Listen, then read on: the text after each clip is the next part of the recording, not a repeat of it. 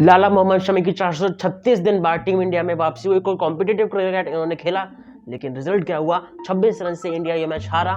कहां पर कुछ कमी रह गई, कहां पर इंडिया पीछे रह गई, सबके बारे में इस वीडियो में डिस्कस करेंगे। आइए चलिए शुरू करते हैं। India versus England third T20 post match analysis.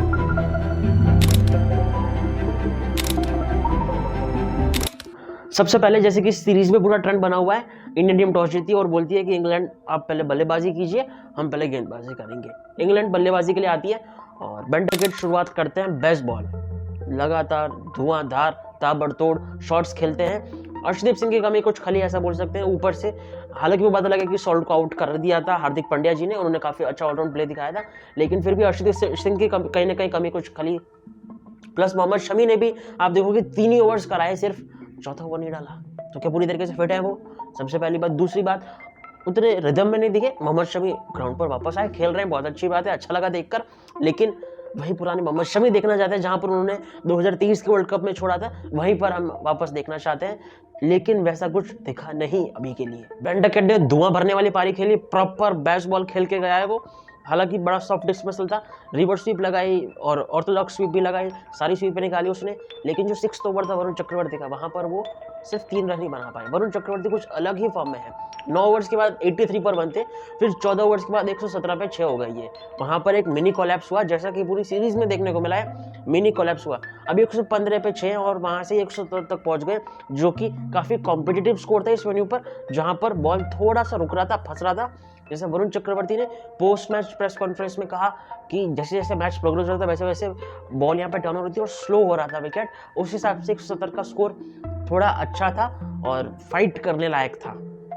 जैसे कि मैंने अभी आपको बताया कि 115 पर 6 थे 14 ओवर्स के बाद, फिर 16 ओवर्स के बाद 127 पे 8 हो जाते हैं 16 ओवर्स के बाद, ठीक है। फिर 17वां ओवर आते हैं लिविंगस्टोन 3 छक्के लगाते रवि बिश्नोई को, वहां से उसको 150 तक पहुंच जाता है, 150 पे 9। फिर हार्दिक पांड्या जी लिविंगस्टोन को भी निकाल देते हैं, लेकिन वहां से वुड और राशिद जो नंबर 10 और 11 के बल्लेबाज है, वो मिलकर 20 रन जोड़ते हैं 2 ओवर्स में, जहां से इनका टोटल 170 तक पहुंच जाता है।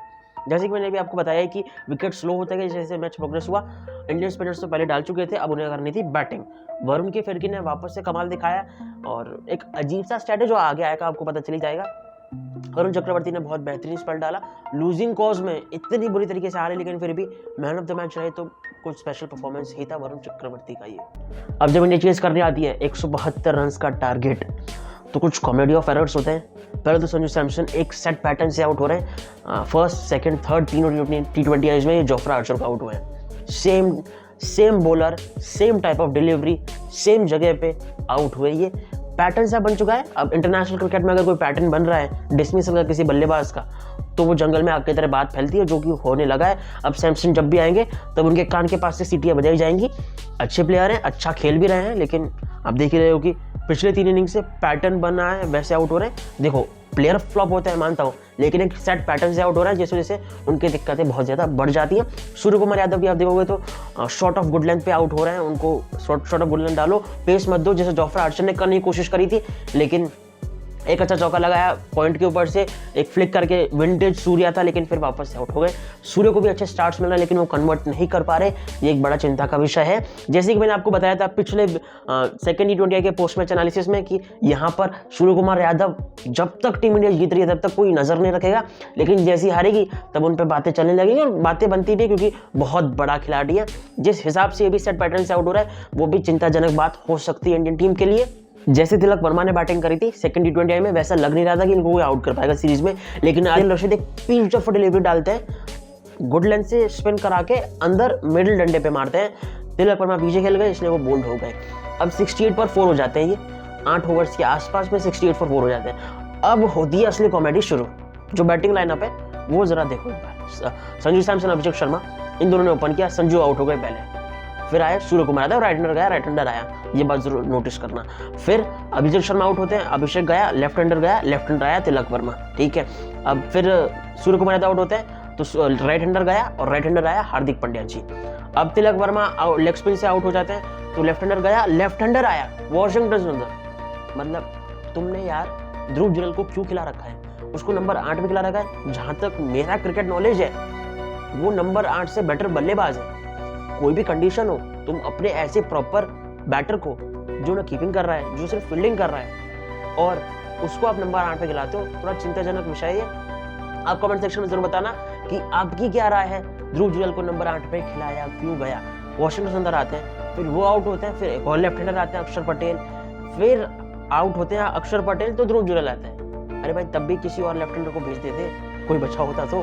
सारे राइट हैंडर बचे थे तो ध्रुव जुरैल को भेजना पड़ा मजबूरन। इस टीम में वॉशिंगटन सुंदर का क्या रोल है, ये मैं आपसे जानना चाहूंगा कमेंट सेक्शन में। पिछले मैच में उन्होंने एक ओवर डाला, इस मैच में भी उन्होंने एक ओवर डाला, और वो लगातार नंबर 5-6 पे खिलाया जा रहा है। ना वो पूरी तरीके से बैटिंग कर पा रहे हैं, ना वो बॉलिंग कर रहे हैं। तो इनका रोल क्या है एक्चुअली टीम में? इनको एक ओवर कराया, बिठा दिया, और ध्रुव जुरैल को नंबर 8 पे खिलाया। पिछले मैच में क्या अपने नंबर पे भेजा था, लेकिन वहां पर भी चल नहीं पाए थे। अब एक जो बात है कि क्या left hand right hand combination करना हर बार जरूरी होता है, ये सबसे पहला और सबसे मेन पॉइंट है। क्या इसके बिना क्रिकेट नहीं खेली जा सकती? अब देखो, left hand right hand combination अच्छा होता है, खेलना जरूरी भी होता है एट टाइम्स, क्योंकि इससे बॉलर का लाइन ऑफ लाइन डिस्टर्ब होता है। आदिल रशीद जो अच्छा बॉल तिलक वर्मा को डालेंगे, सूर्य कुमार यादव के लिए वही बैट बॉल होगा और वो आराम से 4 मारेंगे। ये एडवांटेज जरूर होता है, लेकिन इन फॉर्म तिलक वर्मा को आप नंबर 3 पे भेज सकते थे, जहां पर उन्होंने सिंगल हैंडेडली मैच जिताया था। चेन्नई T20 आई सिंगल हैंडेडली जिताया था, यही बोलूंगा। यहाँ पर बैटर्स ने डिसअपॉइंट किया, पहली बार इस सीरीज में इंडियन बैटर्स ने डिसअपॉइंट किया, जिस वजह से हम आ रहे हैं। अब चलते हैं स्टैट्स कॉर्नर की ओर, जहां पर एक अजीब सा लेकिन कुछ माइंड बॉगलिंग स्टैट है। वरुण चक्रवर्ती ने अपने करियर में 2 बार 5 लिए हैं, 2 बार, एक साउथ अफ्रीका के खिलाफ, एक इंग्लैंड के खिलाफ। सरप्राइजिंगली दोनों ही लूजिंग कॉज में आए थे, दोनों ही मैन ऑफ द मैच रहे थे। मतलब वरुण को कोई खाने में जाके बोलो कि भाई 1 विकेट ले, 2 विकेट ले, 3 विकेट ले, 4 भी ले ले, 5 मत लेना यार, कुछ और ही हो जाता है। तो ये एक बहुत अजीब स्टैट है।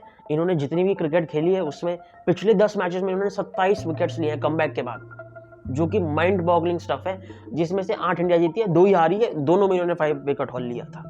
तो ये थोड़ा अजीब स्टैट है, बहुत ज्यादा अजीब स्टैट है। कमेंट सेक्शन में इसके बारे में राय जरूर दीजिएगा। टीम सिलेक्शन पे भी सवाल निशान है कि वॉशिंगटन सुंदर की जगह कोई प्रॉपर बॉलर खिला लो या प्रॉपर बैटर खिला लो। ये बीच वाला मामला है जो बन गया है, इसकी जगह रमनदीप खिला लो, वो आपको फिनिशिंग दे देगा, जरूरत पड़ी तो थोड़ी बहुत ओवर्स दे सकता है, बाकी गन फील्डर तो वो है ही, लेकिन उन्होंने उसे भी नहीं खिलाया। तो ये बीच वाला मामला बन गया, जो कि काफी कंफ्यूजिंग है for players and team management भी, और सिचुएशन में ऐसे फंस जा रहे हैं कि जहाँ पे प्लेयर्स भी उतने अच्छे से रिएक्ट नहीं कर पा रहे रोल कंफ्यूजन की वजह से।